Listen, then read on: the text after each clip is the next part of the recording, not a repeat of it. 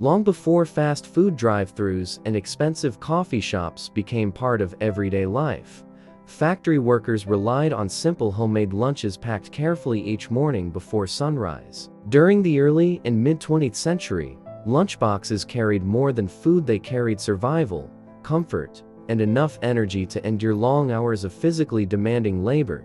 One of the most common lunchbox meals was the bologna sandwich. Made with thick slices of inexpensive bologna layered between white bread with mustard or mayonnaise, it became a staple for working-class families. Easy to prepare and affordable, it filled countless metal lunch pails across America. Another forgotten favorite was cold fried potatoes wrapped in wax paper. Leftover potatoes from the night before were fried in bacon grease and packed for the next day's shift. Though simple, they remained filling and flavorful even after cooling down.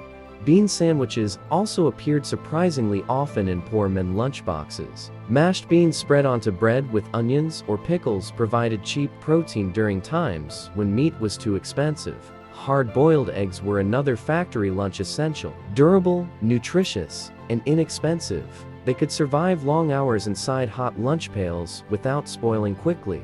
Many workers carried leftover meatloaf slices wrapped in newspaper or wax paper. Meatloaf stretched small amounts of beef using breadcrumbs and oats, making it one of the most economical meals of the era. Another common item was saltine crackers paired with canned sardines or canned potted meat. Though the smell often filled factory break rooms, these foods were affordable and packed with protein. Soup stored in old glass jars became especially popular during winter months. Workers reheated vegetable soup, bean soup, or potato soup over small burners or shared factory heating stations when available.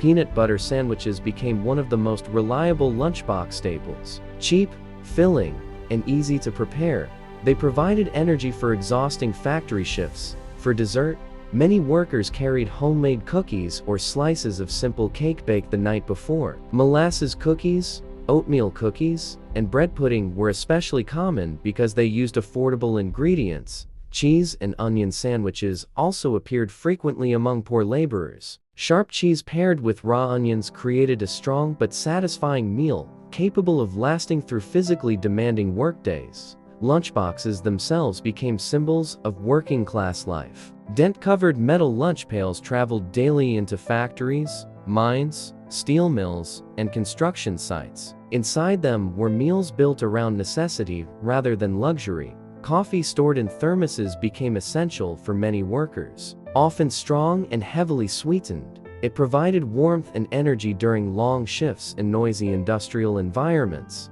Though these meals may appear humble today, they represented resourcefulness and resilience. Families made the most of limited ingredients, ensuring loved ones could work hard without going hungry.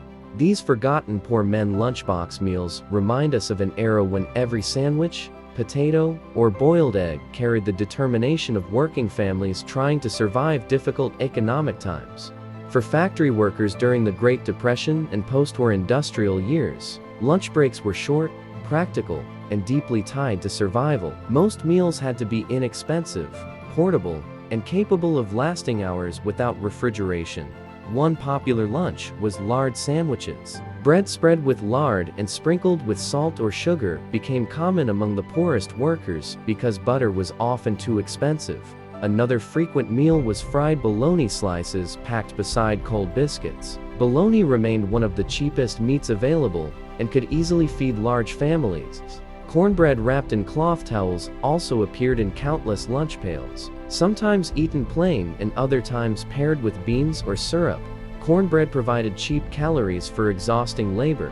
Cold macaroni mixed with mayonnaise or vinegar became another affordable option. Leftover pasta salad stretched ingredients while remaining filling enough for long workdays. Potato sandwiches were surprisingly common. Mashed potatoes spread between bread slices created cheap, heavy meals designed to keep hunger away during difficult shifts. Pickles played an important role in lunchboxes because they added flavor to otherwise plain meals. Workers often packed whole pie, cress in jars or wax paper.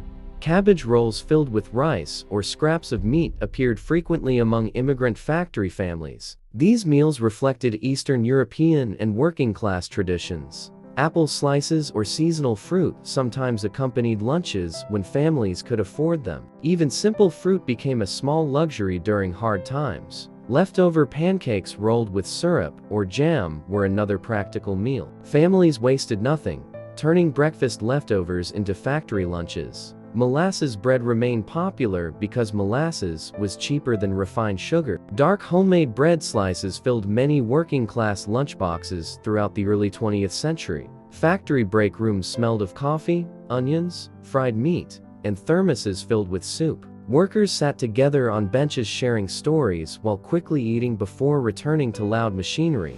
Many lunchbox meals reflected immigrant traditions brought from Europe, Mexico, and the American South. Recipes adapted over time based on what ingredients families could afford locally.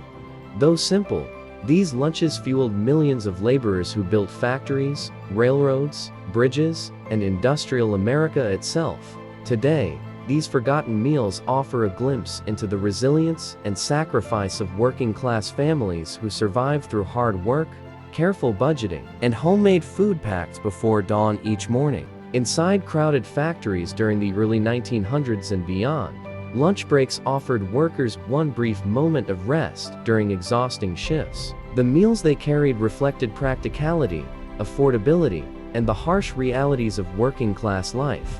One common lunch was biscuits filled with leftover gravy or sausage. Wrapped in cloth to stay warm longer, they provided cheap comfort food during difficult days. Another forgotten favorite was onion sandwiches. Thick onion slices placed between buttered bread created surprisingly filling lunches for workers with limited money.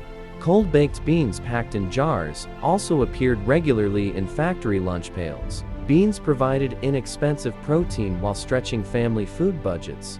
Many laborers carried boiled potatoes sprinkled with salt and pepper. Easy to prepare and affordable, potatoes became one of the most reliable working-class foods in history. Egg salad sandwiches gained popularity because eggs were cheaper than meat in many areas. Mixed with mustard or mayonnaise, they became dependable lunch options. Vienna sausages and crackers were another factory staple. Cheap canned meat products remained practical for workers without refrigeration access. Some workers carried leftover cabbage soup or stew in glass jars. Thick soup stayed warm longer and helped fill hungry stomachs after hours of physical labor. Simple desserts like raisin cookies or slices of pie often completed lunch pails. Even during hard times, homemade sweets offered small moments of comfort. Lunch breaks themselves became important social rituals. Workers exchanged food, traded stories, and shared survival tips while sitting near machinery or outside factory walls. These poor man's lunchbox meals may seem plain today, but they powered generations of factory workers whose labor shaped modern industrial society. Factory lunchboxes once reflected the resourcefulness of families living paycheck to paycheck. Every sandwich and leftover carried careful planning designed to stretch limited groceries as far as possible.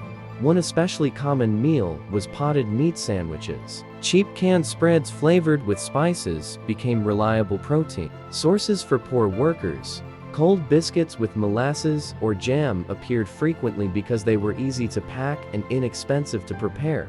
Rice mixed with beans or gravy also became a lunchbox staple in many regions. Filling and affordable, these meals provided lasting energy during demanding shifts. Another forgotten favorite was fried cornmeal mush. Leftover mush from breakfast was sliced, fried, and packed for lunch the next day.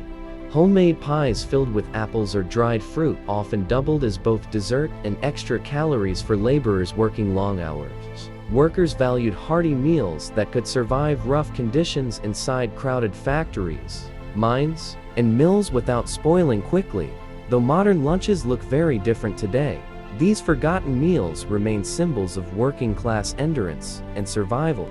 Looking back at poor man lunchbox meals reveals a forgotten chapter of everyday working-class history. These simple foods fueled generations of factory workers who spent long days performing exhausting labor under difficult conditions. Lunchboxes contain practical meals built around affordability rather than taste or appearance. Families reused leftovers, stretched ingredients, and wasted nothing. Despite limited resources, many workers still found comfort in homemade food prepared by spouses, parents, or grandparents before dawn each morning. Factory lunch breaks became moments of connection where workers shared coffee, stories, and small reminders of home during exhausting days. The sandwiches, soups, boiled eggs, potatoes, and casseroles packed into metal lunch pails represented resilience and determination more than luxury. Even today, these forgotten lunches remind us how ordinary people survived through hard work, sacrifice, and creativity during some of America's toughest economic periods. The meals may seem humble now, but they helped power factories, railroads, construction sites, and industries that shaped modern history. These poorman lunchbox meals were more than food. They were survival packed carefully into dented metal containers carried before sunrise every single day.